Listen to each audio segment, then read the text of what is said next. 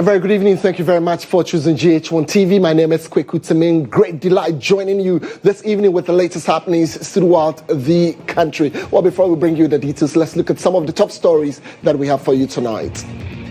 Coming up in the next 60 minutes, a lawyer for former NSP boss refers to handling of his client's case as a travesty of justice as Deputy Attorney General secures 7-day remand of Mr. Eduah. Evidence, but rush the man to court.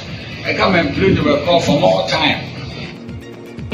Also coming up tonight, Health Minister charges Food and Drugs Authority to intensify vigilance and regulatory enforcement to curb the influx of opioids into the country. We'll bring you more tonight as today we explore the latest developments within the opposition. MPP as calls for unity spark more division than cohesion on the party's thank you tour. Call it whatever you may. A bruising, a wake-up call, or a flat-out rejection.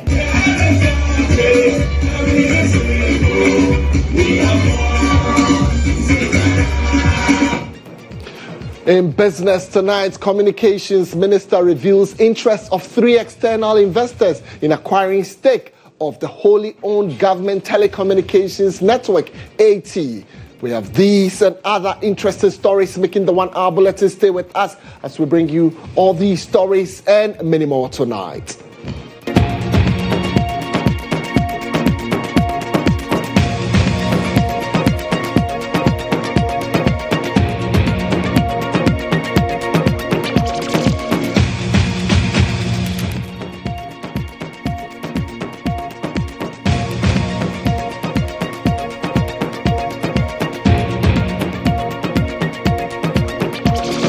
My name is Kweku Temeng. Thank you very much for choosing GHOne TV. Let's take our very first story for tonight. And here, lawyer of former National Signals Bureau, that's the NSP boss, has referred to the handling of his client's case as a travesty of justice. Well, earlier today, the High Court in Accra remanded former Director General of the NSP, Kwabena, Eduah, into the custody of the Economic and Organized Crime Office for 7 working days. Well, this was after the court presided over by Judge GHOne Nyante has heated arguments on the balance of the right of the accused person's liberty as against interests of the Republic. Well, in gathering the necessary witness statement for the trial on Wednesday, the court adjourned the case after the Attorney General argued for the first accused, that's Eduah, to be remanded on allegations that he was interfering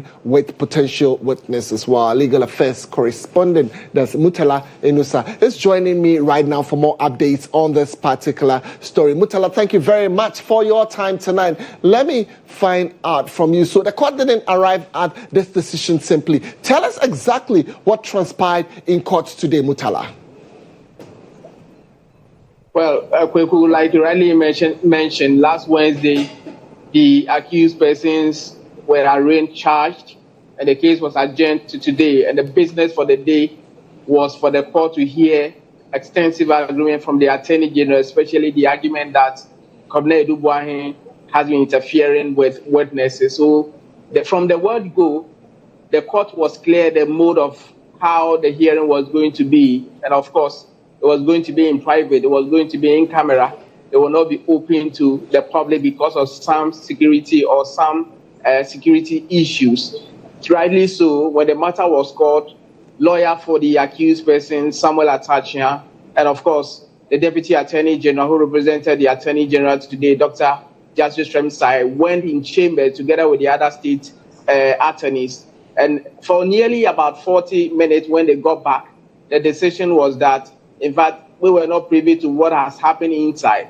But what the judge said, Justice GHOne Nyante, was to the effect that the case was adjourned for the court to understand from the AG's point of view why they want Eduah remanded. And it came to the fore that the court weighed the options of, especially with the liberty of the accused, and of course the interest of the state. And the argument was that the state was looking for about 14-day remand. But the court was of the considered view that on the balance of things, 7 days is enough for the AG to be able to put their house in order by way of preparing their witnesses. So on the back of that, the Kwabena Boahen, the former National Signals Bureau boss, was asked to remain in lawful custody, the custody of Jako, for 7 working days, which take us to 13th of May. Well, Mutella, that's Mr. Eduah's lawyer, that's Samuel Attah, obviously was not happy. He spoke to you after the session today. Can you share more with us on some of his concerns? Absolutely. What lawyer Attah was saying was to the effect that contrary to decisions that or points made by the Attorney General that they will not come to court before fishing for evidence, they think that that is the position that is the situation now, because asking for an adjournment at this particular point in time when the accused person has been charged, they think that they have brought the accused person to court and then go about fishing for evidence. He described it as a travesty of justice. We can listen to what Samuel Attah had been saying moments after his client was remanded for 7 working days. Let's see what they bring, I don't want to, eat a meal which is not cooked. Yeah, I thought we should wait. And then what they said in the press, we will never prosecute anybody unless we have all the evidence. You see, this cancels the initial position. We don't have the evidence, but we rush the man to court. I come and plead with a call for more time. That's a travesty of justice, playing with the liberty of the individual and vain experimentation. I'm not demanding, but I'm careful. Let's have a full conversation and somebody says that, oh, I'm trying to, romance the Attorney General. There's a precedent. And now I've been around for some time. I don't want to talk to the Attorney General. Tell us, what next, now that he's been remanded? So clearly, what Justice Nyante has indicated is that at the next court sitting, which is on the 13th of May, the court will give further directive as to how the trial should progress. And in this case, prosecution will be directed to file disclosures, necessary document and witness statements for the trial to commence. And on that day, it is also clear that Kwabena will be admitted to bail. That has been made clear. The only reason he's in custody is for the AG to prepare their witnesses that they made the point that he's interfering with them. Well, Mutella, thank you very much. We are grateful for your time tonight, and we're looking forward to the 13th of May when you join us with some more updates on this particular case. Well, away from the courts, the national chairman of the opposition MPP, Stephen Team, has taken a temporary break from the party's ongoing nationwide thank you tour. Well, a statement signed by the party's director of communications, Richard Ahiagba, cites pressing matters for the chairman's decision. Well, let's rewind a bit to how the MPP got here. Tutu Adanso explores the critical question: is the elephant losing its grip? Call it whatever you may. A bruising, a wake-up call, or a flat-out rejection.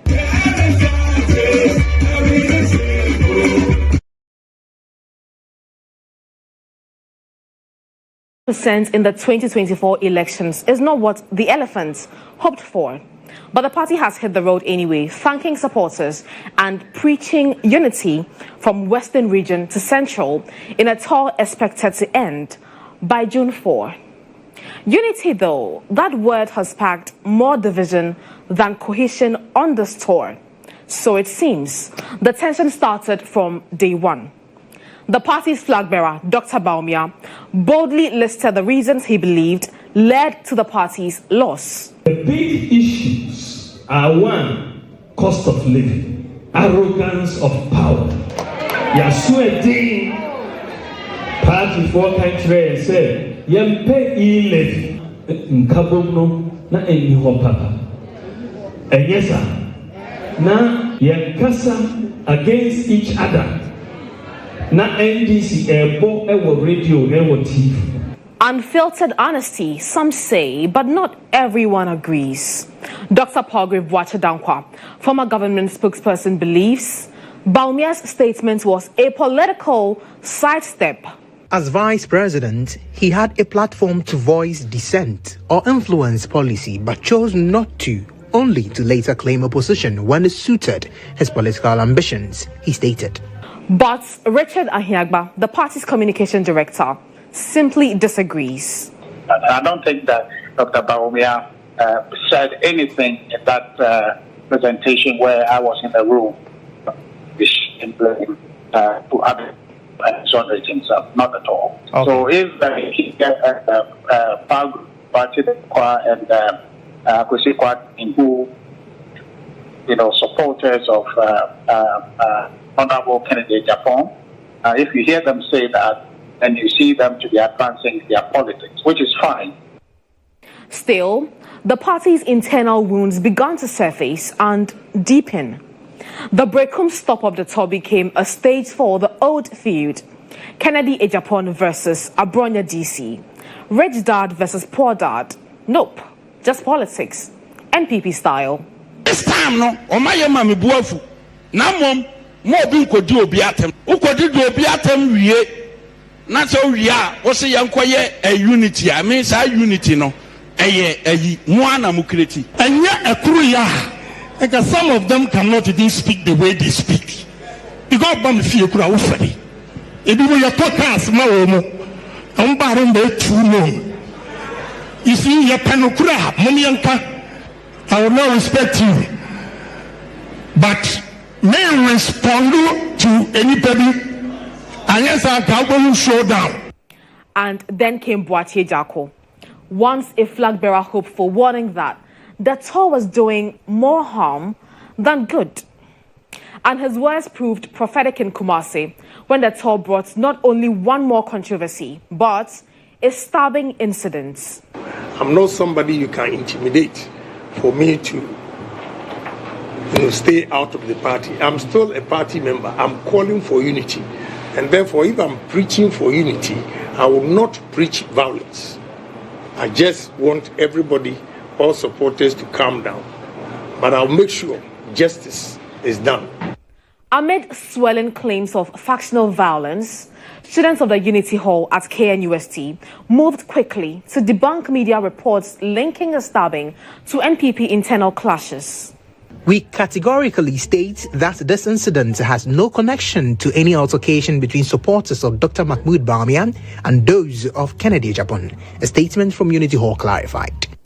But the cracks in the elephant's frame are still visible.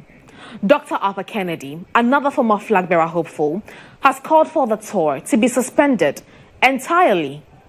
I appeal to the National Executive Committee and the leadership of the party to suspend the thank you tour. It is not enough to let Dr. Bawumia continue alone, and it will be a major mistake for national leaders after what happened to continue to follow Dr. Bawumia on such a tour. Political analysts like Asante agrees. Unity is more important, but in a period where everybody is positioning him or herself for a future position, obviously these things are bound to happen. And it's just going to be a contest of ideas, and some kind of skirmishes will take place. And obviously, I've also said that, look, this is even going to get a little more murkier, it's going to get more messier, and it is going to get worse until it gets better. So now, the chairman has stepped aside, but the big question remains, will the elephants pause and patch the cracks, or charge ahead, wounded but stubborn? We'll find out, I believe, together. This is Tutu Adanso for GHOne Television and Star FM. Well, definitely, we will find out. You can join us on all our social media platform with all your thoughts on the stories that we've brought to you so far. Well, away from politics, let's move on to health, as the Minister of Health, Kwabena, has charged the Food and Drugs Authority to intensify its vigilance and regulatory enforcement to curb the influx of opioids into the country. Well, the minister, who described the menace as alarming, wants the authority to strengthen its licensing protocols and work collaboratively with all relevant stakeholders to ensure that illicit and dangerous substances are swiftly intercepted and eradicated. Well, he was speaking at the inauguration of the boards of various teaching hospitals and the Food and Drugs Authority.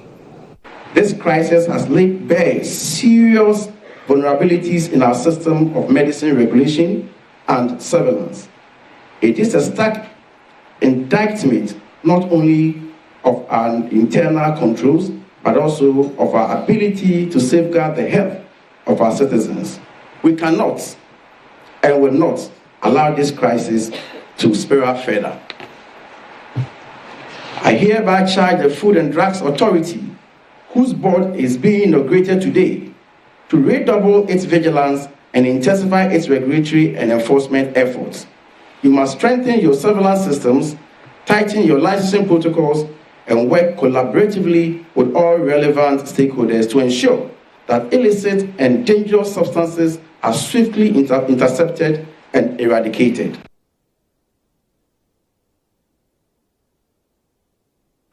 Meanwhile, the Minister of Health has directed all hospitals to establish and maintain distinct accounts. That's 2 distinct accounts to ensure that they are able to ensure the smooth, effective health delivery at the various hospitals. We can no longer tolerate the wasteful practices of the past, where administrative overruns swallowed up most of our annual budgets, leaving our facilities starved of resources for maintenance, infrastructure development, and service improvement. That chapter must now be closed permanently. I am directing that all hospitals establish and maintain 2 distinct accounts, one dedicated to the upkeep of infrastructure, covering essential activities such as painting, roofing, repairs, and minor facility restorations, and another earmarked exclusively for the maintenance and servicing of critical diagnostic and medical equipment. It is inexcusable to preside over the decline of the very assets that are indispensable to the delivery of care. To let the hen that lays the golden eggs fall into rain is a betrayal of the public trust and of your duty.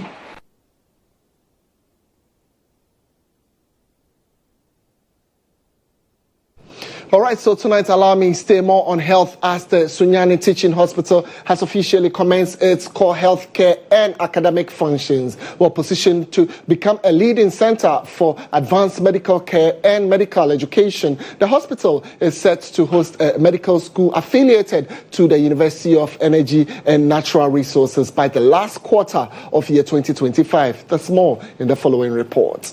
The Sunyan Teaching Hospital has opened its doors to the public, boasting modern medical equipment and logistics to deliver world-class healthcare services. The hospital is now also a hub for training future medical professionals, with plans underway to officially launch a medical school in partnership with the University of Energy and Natural Resources, by late 2025. A parliamentary delegation led by MP Sebastian Sandari Dafia toured the hospital to assess service quality and offer support. I think it shouldn't be one of debates, but the importance of it cannot be overemphasized. We know how many people desire to study medicine in this country but cannot get the opportunity because our medical schools are full. We know how many people have to send their relatives and kids out of this country to Russia, to Ukraine, to warring countries just to achieve their dreams of studying medicine. And so if we have a teaching hospital established in this enclave and we can get the university to establish the medical school, you can imagine the relief it will bring to parents and to potential medical students who want to study medicine. The MPs praised the dedication of hospital staff and underscored the importance of continuous motivation and infrastructural support to sustain excellence. And we're also happy that, this hospital is a teaching hospital. From interacting with the management and the staff, we realize that they are doing well in terms of staff motivation, which is very important to keep them motivated to work and offer quality health services. And thereby, when you say, the pandemic will be a giant upon the way much quite African. 1 hour hands hospital no bombardier say, or my basu now, or Mamma Madia kind of more. Into hospital now, Baka airport of the Pimian, Ganeska, and if you're my Pumadi, and no Mukunum or Moyano. Following a presentation on the facility's current operations and challenges, the team toured several departments of the hospital, including the emergency theatre, accident ward, and dialysis unit.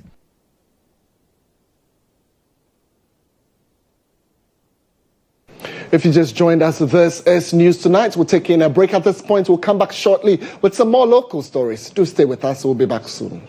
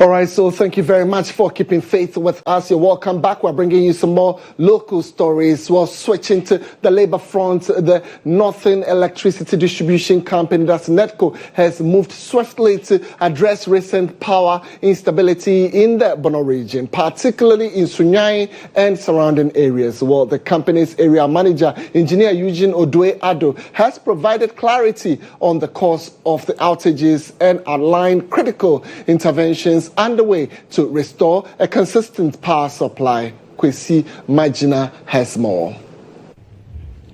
In response to rising concerns over recent power fluctuations in the Bono region, NEDCO says technical faults have been identified and are being addressed. Speaking to journalists in Sunyani, NEDCO's area manager, Engineer Eduah, attributed the outages to damaged breakers connected to main feeders at the regional control room. He noted that replacement components being delivered from its headquarters and additional support from Tamale will fast-track repairs.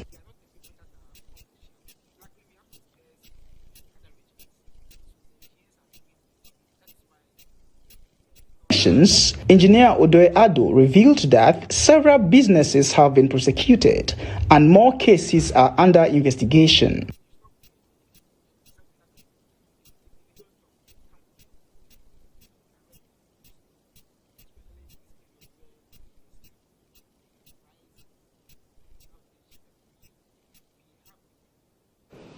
We apologize for the poor sound quality. Then we'll rework the story and bring it back to you in our subsequent bulletin. But let's look at some more stories now. A fierce legal and political storm is brewing within Ghana's judiciary. While the Ghana Bar Association calls for the reinstatement of Chief Justice Gertrude Torkornoo, a counterforce of lawyers is accusing the Association of Political Bias. Well, lawyers in search of democracy, I'm talking about Lensod, a new legal advocacy group, says the GBA's recent resolution smacks of partisanship and questions its silence during past judicial abuses under the previous NPP administration.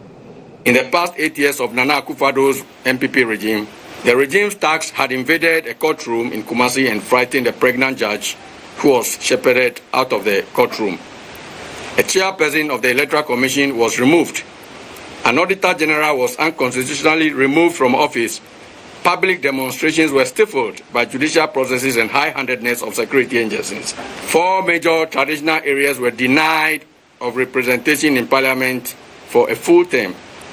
NPP thugs in security uniforms had attacked citizens and slapped a member of Parliament. Judges were transferred in the middle of cases they were presiding over. Accused persons were denied bail for donkey years. Supreme Court panels were changed in the middle of hearings. Some members of the Bar Association were harassed by the General Legal Counsel, and many more infringements of the Constitution.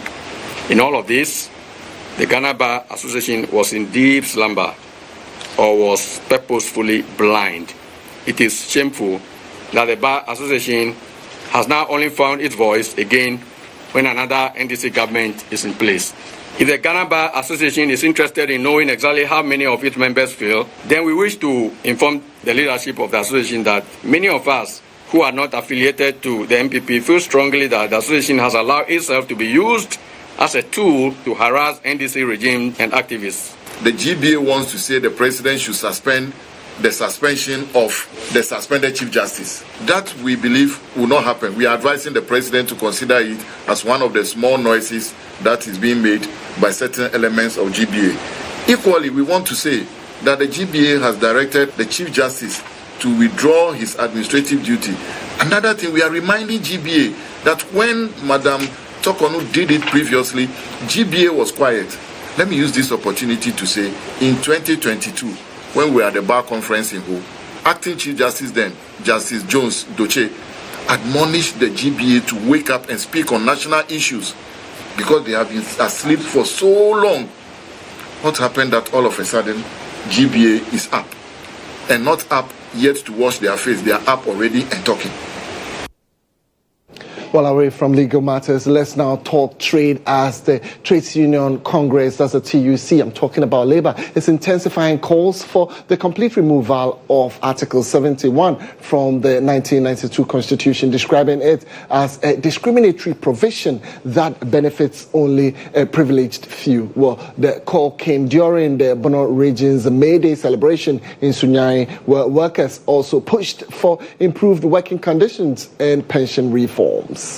At this year's May Day celebration in Sunyan, the Trade Union Congress sent out the pressure for constitutional reforms, urging the government to abolish Article 71, which grants retirement benefits to a select group of public office holders. Resetting pay and working conditions go beyond annual adjustments of salaries and allowances.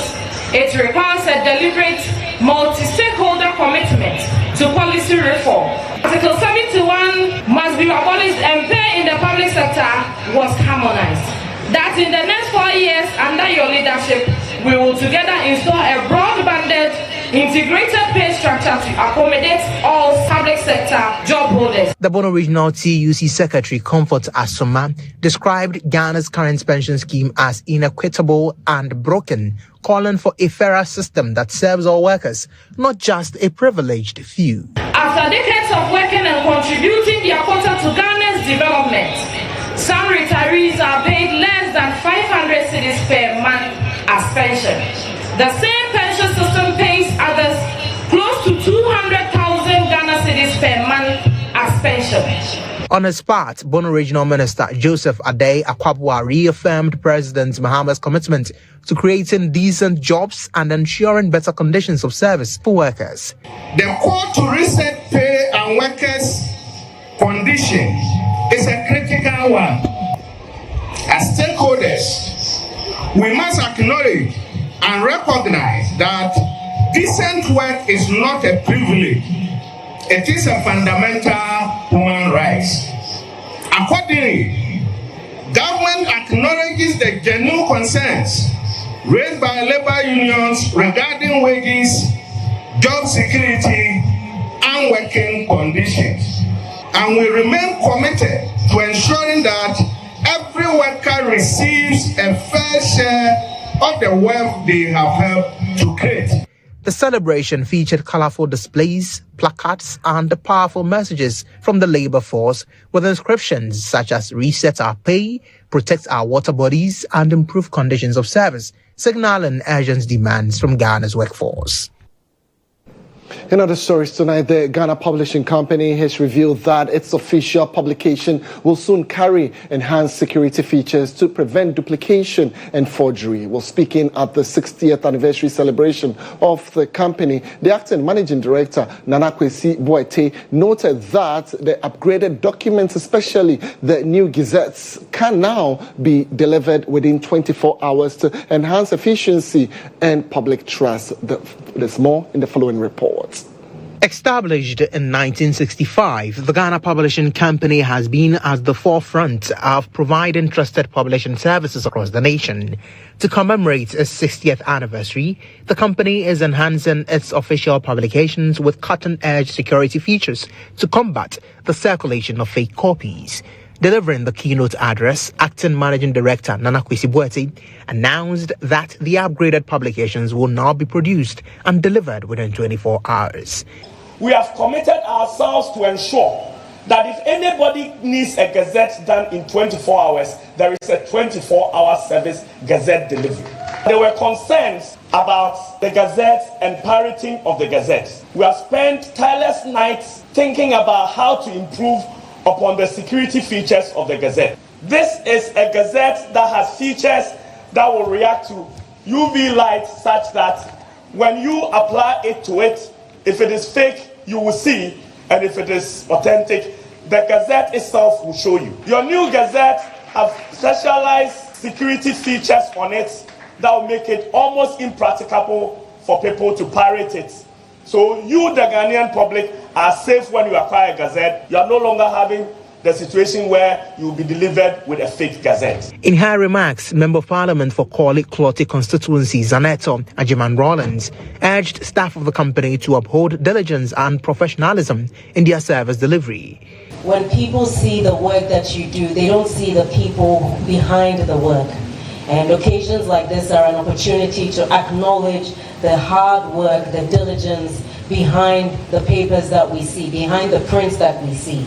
What I would like to do on this occasion is to encourage you all that even though people may not see you as individuals because of the role you play in the value chain of what this company represents, for those who receive the work you do at the end, our thanks go to all of you. No job that you do is insignificant or unimportant. You all have a role to play so that in the end, when we're holding that document before us, we can be happy about it. What you do here touches the lives of millions and millions of people, from institutions of education from the lowest level to the highest level possible. Addressing the media, head of the company's corporate affairs department, Lantam Papanko, cautioned the public against obtaining gazettes from unauthorized sources, since the Ghana Publishing Company remains the sole institution mandated to issue official gazettes in the country. And so the general public should be aware. And as we are sounding the alarm or sounding the caution to people out there, we want to tell you that the Ghana Publishing Company Limited is the only place where you can get a gazette done. You can't get it done anywhere else. We are the only institution mandated by law to do the gazette. And so you can come to our branch here at Accra or in Kumasi, or if you're outside of Accra or Kumasi, we have a working relationship with the Ghana Post Office where you can go give your details to them. They will send it to us. We get your gazette done for you and we send it back to you. You can't get the gazettes done anywhere else. So beware of Goro boys and all these other people who say they want to do a gazette for you and do a fake gazette for you. The event to climax 60 years of the company's existence brought together current and former staff of the Ghana Publishing Company, traditional leaders, and key stakeholders from the public and private sectors.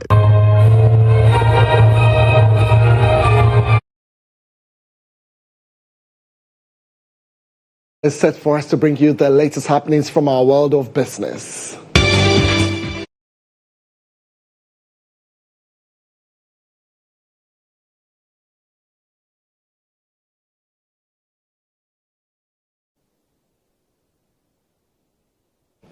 Well, in business tonight, oil marketing companies have started reducing petroleum product prices following projections by the Chamber of Oil Marketing Companies. Well, for the first pricing window of May 2025, petrol, diesel, LPG are expected to drop significantly by some 0.1% and 0.0% and 0.2% respectively. Well, this marks the second consecutive price reduction. The chamber attributes the drop in falling international oil prices and the recent appreciation of the Ghana cedi against the US dollar. However, transport operators have responded with mixed reactions, stating that they will not lower fares until petroleum product prices fall to some 10 Ghana cedis per litre. We want to make sure that the prices of fuel that has been reduced is taking effect in our job. So if it is taking effect there, maybe our companies will stick to it and, reduce price of stuff. But if the prices have been reduced, but still things are still the same in the economy, I think the prices there, we don't know how we're going to do it. Our company is going to do about it. Everything for us, we don't talk for ourselves because we are working with a company. Like me, I'm working with boats. So everything, boats decide for us. So that's, by my view, if I say that maybe, I think if the prices of fuel comes down, then maybe Uber or Yango or boat will also stick to that and say, if price of stuff has come down, they will do everything possible to make sure that prices also come down for our customers. Petrol no matter so, but it's no matter so. Let me say a few be no matter so. But if you are in Thai air costo, enjoy air costo. Every as always, first na price no form, but still I quite air costo. Say abandon say interior friends. I mean, all the men in okay, and only the me say the me need to me. MCS we had the I should be massy and penny for her. Me say the come quite they are fine. Ye just one can ye. It's answer why be. As I said, the name is the corner. This year the young copandom abafom. By Ghana for Nankasana Eja. Ye be my cry and so any. Since I so. So when there all the fuel stations will be a new Bian artiso. Oh, so when you make no. Enti so caso omonte fuel so.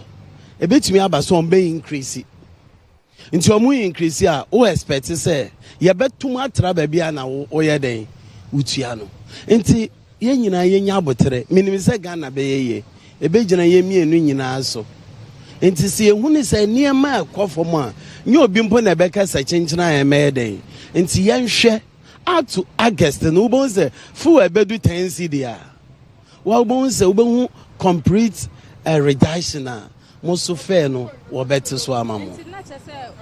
Matters on who say I die because me might be who say petrol now I am so matters or better so be at 10 pesos because of Mon Central for Mumbi.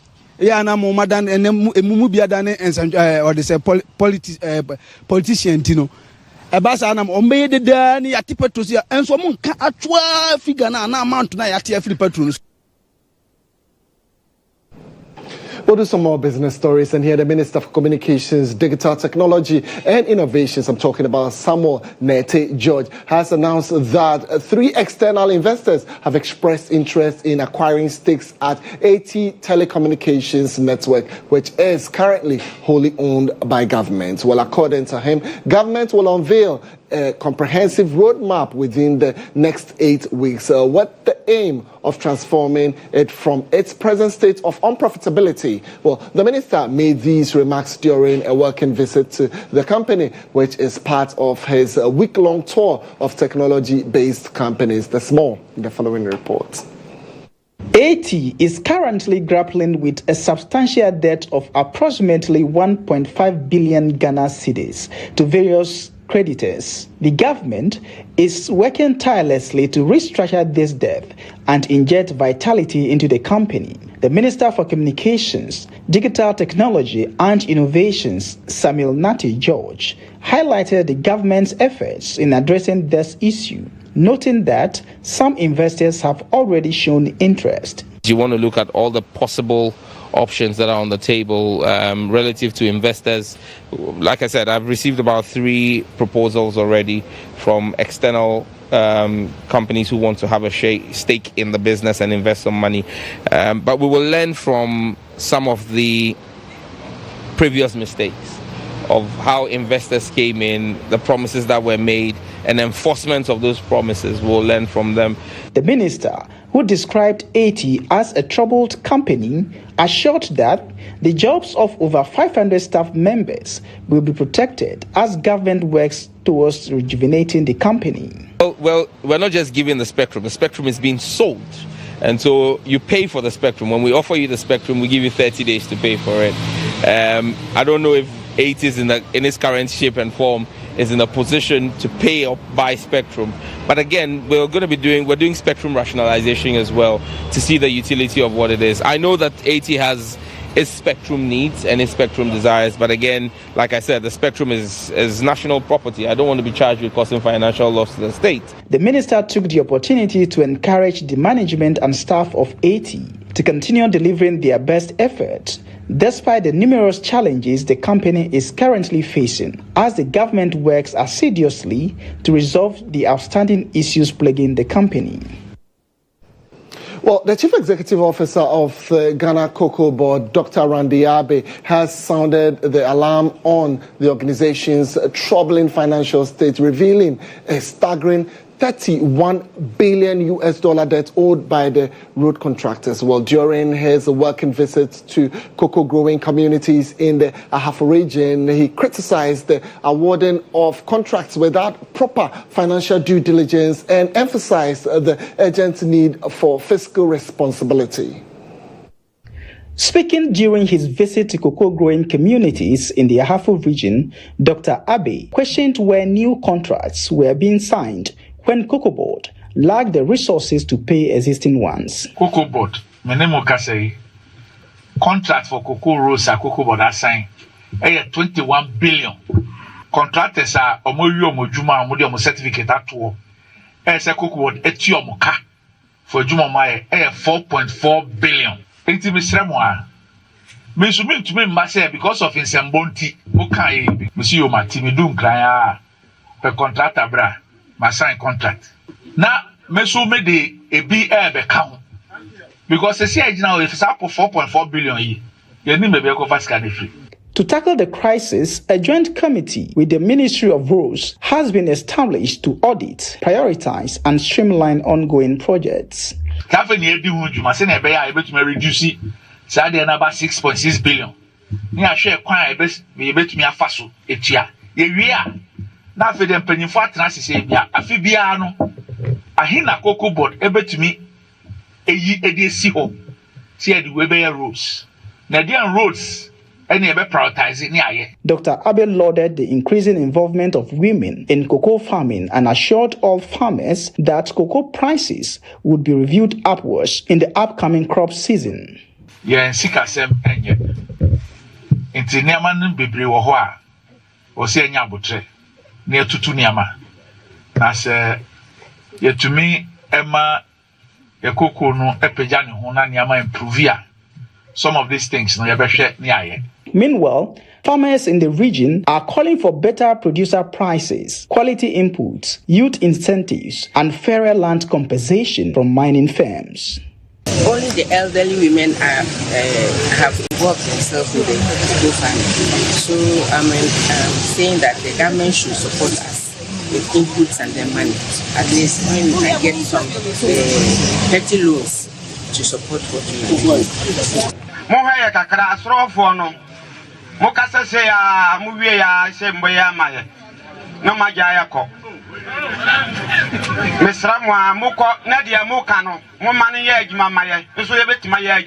The farmers urged Cocoa Board and relevant state agencies to review policies and engage directly with cocoa communities to safeguard long-term vitality.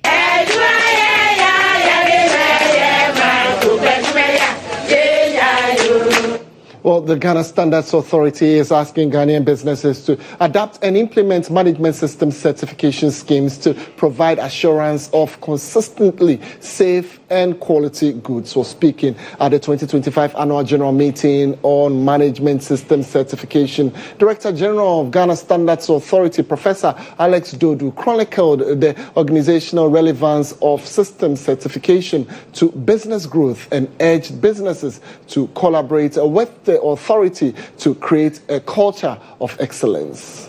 The Ghana Standards Authority Management System Certification is part of efforts of the authority to create a culture of self-evaluation, correction, and improvement of operations and processes. This comes at a time where there is increasing demand for world-class services and high competition on the international markets. GHOne Akafia is the head of Management System Certification at the Ghana Standards Authority. Systems work for whether you are doing a product or you are providing a service. It doesn't really matter. Even schools can have systems in place. Churches can even implement management systems.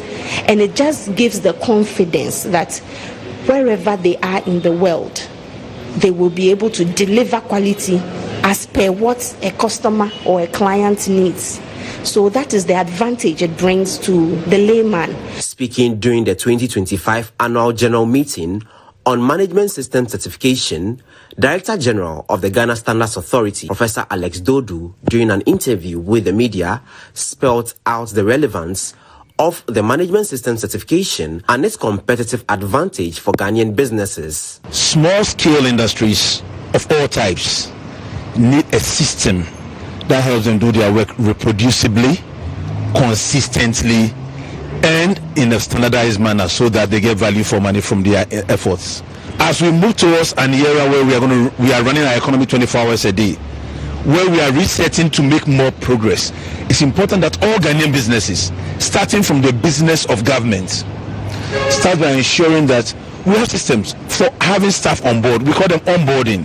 If you hire a new staff, you teach them where your washroom is, how to turn on the lights, how to use equipment, how to protect themselves. The 2025 Annual General Meeting on Management System Certification brought together various stakeholders to refresh them on the certification journey and also discuss and recommend ways of improving the service of the Ghana Standards Authority.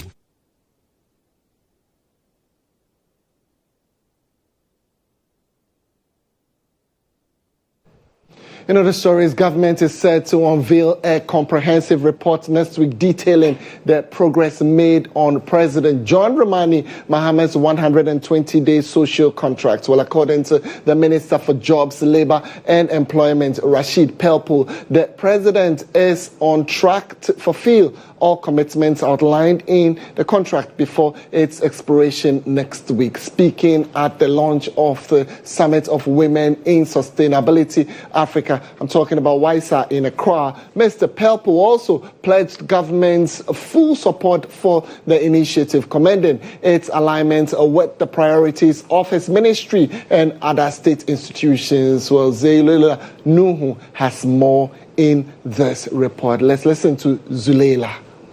The Women in Sustainability Africa Summit and launch was held in Accra under the theme, The Role of Women as a Source of Labor and Agents of Sustainability. Convener Nanaya Sewa Sapon said the initiative aims to bring together women and women groups across the continent to drive the achievement of the Sustainable Development Goals. This is an Africa project. And so as we have launched, we have also launched applications for people who want to be country representatives, to this project. This is a great project that will change the landscape, including women empowerment generally. Now, as we have the overall vision for empowering women towards leading the entire country, the entire continent for the achievement of the SDGs, we're also looking at gender inequality and what catalytic ideas that we can, bring on board to revolutionize gender empowerment. Gender and Social Protection Minister Agnes Namumolate revealed that the Gender Equity Committee, mandated to oversee the implementation of the Affirmative Action Act, will be inaugurated in the upcoming days. With the issue of affirmative action, currently as we speak, we are not going to do we're not going to handle the issue of women as tokenism, or we're not going to do it as a matter of privilege, but we're going to do it as a matter of right, guided by a legal instrument. And so it is very important for us all to understand what is in there for us, what is the Affirmative Action Act all about. So as we speak, it's been passed. What we're doing now is to set up the Equity Committee, Gender Equity Committee, which is going to oversee the running and implementation of the Affirmative Action Act. Meanwhile, Labour Minister Rashid Pelpio reaffirmed that President Mohammed's report on his 120-day pledge will show delivery on every promise made under the contract. 120 days effort made by John Dramani Mahama, reflected on his own promises, will come to pass, and there will not be a single event that would have been missing from the promises we have made. We have done an analysis of it. We have compiled a report.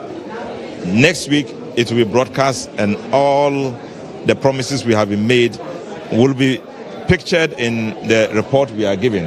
Also speaking at the event, gender activist and former Deputy Communications Minister Victoria Hammer cited persistent wage gaps between men and women as clear evidence of deeper systemic inequalities that must be addressed. The disparity in wages reflect the structural inequalities that exist. And to address that, policy is important. Policy that must also drive the mindset of the people. There must be mindset change, because it's all embedded in culture and how men see women and how women see women and how women see society. So yes, when I say policy, I think the policy process is very an effective policy process must be all engaging. Participants at the summit say prioritizing women in the sustainability and labor agenda is critical for achieving inclusive development and long-term prosperity across the continent.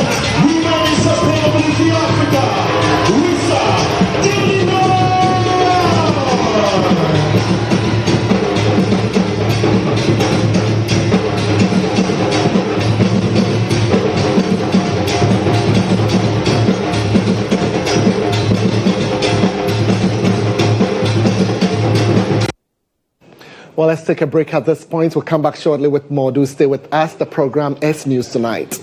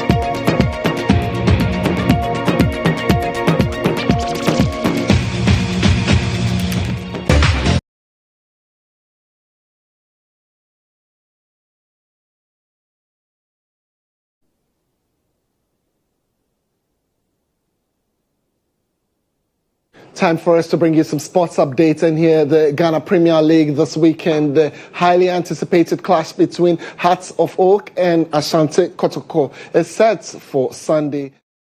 90-year rivalry promises to be intense, with both teams fighting for bragging rights and a strong finish to the season. Well, can Kotoko's new coach, Karim Zito, lead his team to victory, or will Hearts of Oak right the wrongs? Well, here is a preview of what to expect of the unforgettable showdown at the Accra Sports Stadium. Hey,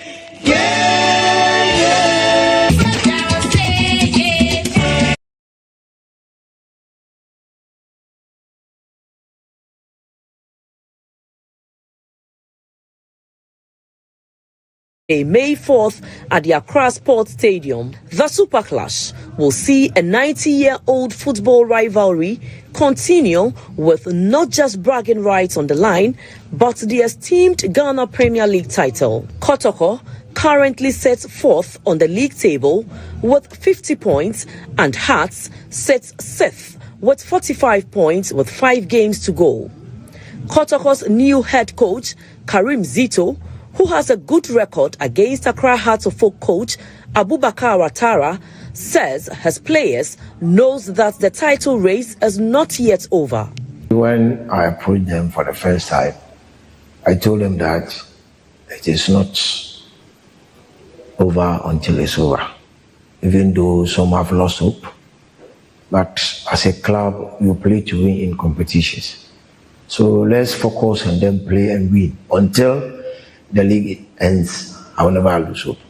For Hearts, the title midfielder Kwesi Asma believes the game is a chance to right wrongs and has urged fans to back the team. Well, we are very much prepared. Should I say I'm very much prepared? Yeah, very, very much prepared, and we are looking forward to the game. And when you come to the training grounds, you can see we are all ready. We haven't been happy with recent results, but you have to take it game by game and to our supporters. So we rally for their support and hope that they also motivate us coming Sunday. We wish both teams their very best. It's now time for me to refresh you with some entertainment on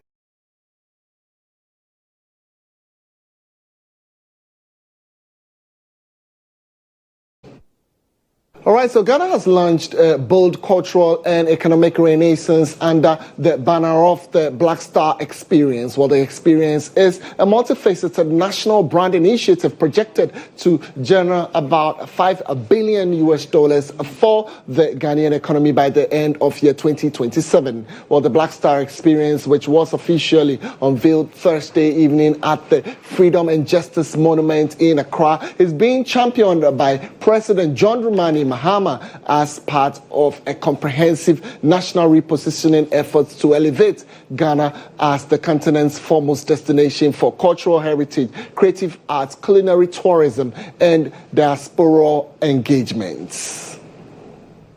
Bahama State of the Nation address in February 2025, the Black Star Experience is envisioned as a year-round showcase of Ghana's creative vitality. The program is to deliver a calendar packed with dynamic cultural activations, from street carnivals and theatre shows to culinary expos, concert party competition, and internationally recognized film and fashion festivals. Speaking at the launch, President Mahama emphasized that the initiative transcends tourism. During the campaign of last year, 2024, I promised to launch this initiative as part of the 120-day compact of my administration with Ghanaians.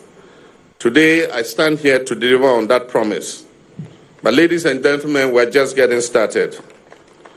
Through our Big Push policy for infrastructure, we'll commit significant investments into the tourism space. We'll commit investments into the creative economy. We'll upgrade our tourist sites to world-class standard. will provide critical support to creative industry practitioners and promote Ghana on digital and physical platforms. A pivotal component of the plan includes the transformation of the historic Osu Castle.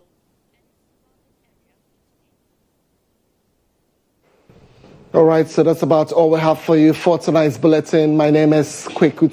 It's been great staying with you the last 1 hour. Well, we're looking forward to bringing you great programming on this channel. Stay with us as we bring you nothing than the best. On behalf of the entire production team, enjoy the rest of your evening. My name is Kweku.